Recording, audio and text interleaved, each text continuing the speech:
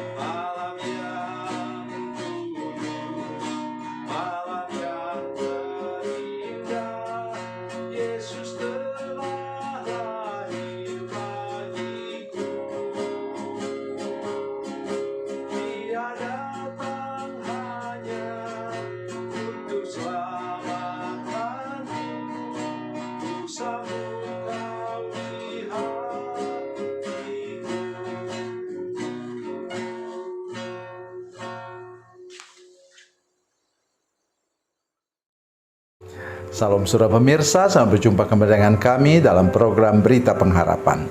Saudara pemirsa, kita berpikir kalau iblis tutup mulut satu orang, kita pikir ya sudah habislah.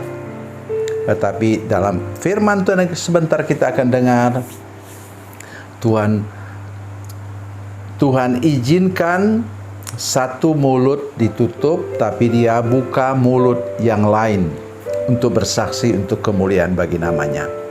Iblis tidak sanggup buat apa-apa dalam hidup kita. Mari kita berdoa sebelum kita lebih jauh mendengarkan firman Tuhan ini.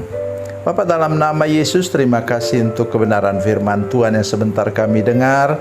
Kami percaya bahwa kuasa-Mu ajaib, Engkau luar biasa. Buka mulut kami untuk bersaksi, berani bersaksi tentang Engkau Tuhan Yesus, bahwa Engkau adalah satu-satunya Tuhan dan Juru Selamat yang dapat membawa kami ke surga. Terima kasih Tuhan. Dalam nama Yesus kami berdoa. Haleluya. Amin. Saudara pemirsa, mari kita membaca Alkitab kita hari ini dari Injil Markus pasal 1. Markus pasal 1 ayat 14 dan 15. Demikian bunyi firman Tuhan. Sesudah Yohanes ditangkap, datanglah Yesus ke Galilea memberitakan Injil Allah. Katanya, waktunya telah genap, kerajaan Allah sudah dekat, bertobatlah dan percayalah kepada Injil. Amin. Saya sudah mulai tadi saudara sekalian, bahwa yang selama ini gencar mendorong orang untuk bertobat, mendorong orang untuk datang kepada kebenaran. Apa yang terjadi saudara sekalian? Kemudian terjadilah ketika dia menegur Raja Herodes, kemudian dia ditangkap dan pada akhirnya memang dibunuh, dipancung. Orang tentu mengira ini yang paling vokal menyampaikan kebenaran adalah Yohanes Pembaptis, dan sekarang mulutnya sudah dibungkam oleh penguasa. Dan orang mengira bahwa ya sudah selesailah. Tetapi terbalik keadaannya. Sesudah Yohanes ditangkap, datanglah Yesus ke Galilea memberitakan Injil Allah. Kabar baik itu tidak bisa dibungkam. Kabar baik itu pasti terus dibicarakan. Saya tahu apa kata Yohanes tentang dirinya. Dia katakan, akulah suara orang yang berseru-seru di padang gurun. Dia mengatakan bahwa dirinya adalah suara, tetapi kata-kata itu adalah Yesus sendiri. Oleh sebab itu ketika suara itu dibungkam, maka yang berbicara sekarang, berfirman sekarang, yang menyuarakan kabar baik sekarang adalah Tuhan Yesus sendiri. Apa katanya? Waktunya telah genap, kerajaan Allah sudah dekat. Bertobatlah dan percayalah kepada Injil. Injil itulah kabar baik. Atau kita pakai kata-kata ini, bertobatlah dan percayalah kepada kabar baik, berita sukacita.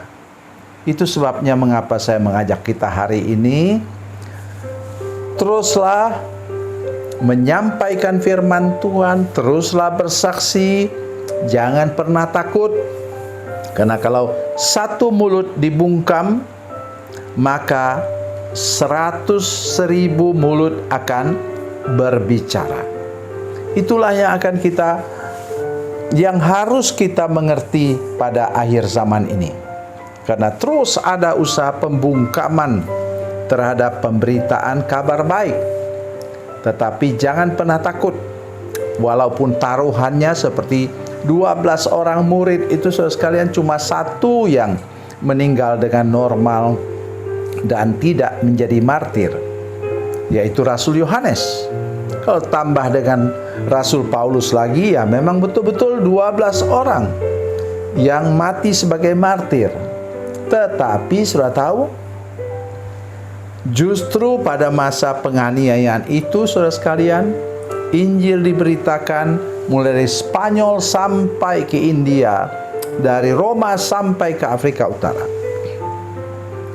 Dan sekarang, saudara sekalian, sesudah lewat 2000 tahun kemudian, apa yang terjadi? Sekarang ada 2,8 miliar manusia yang mengaku percaya kepada Yesus.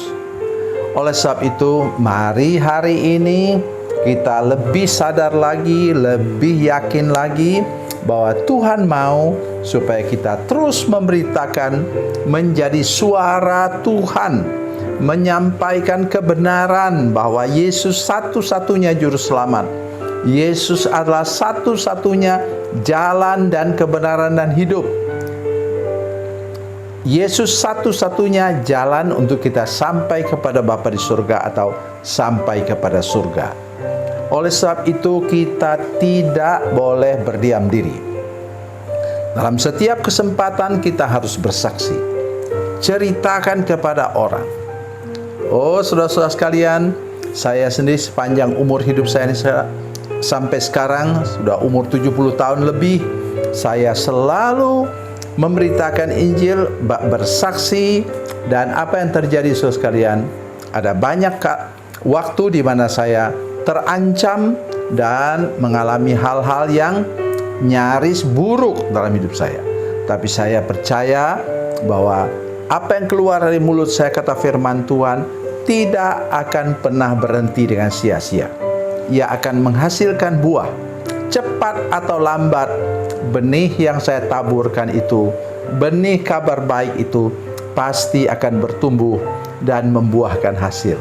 Tuhan Yesus memberkati, Tuhan Yesus baik. Mari kita berdoa.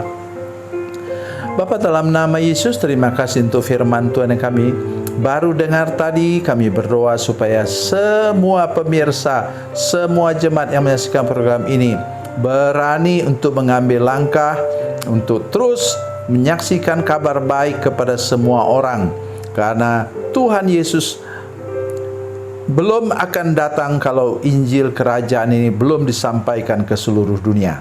Terima kasih Tuhan, terpujilah nama-Mu. Dalam nama Yesus kami berdoa. Haleluya. Amin.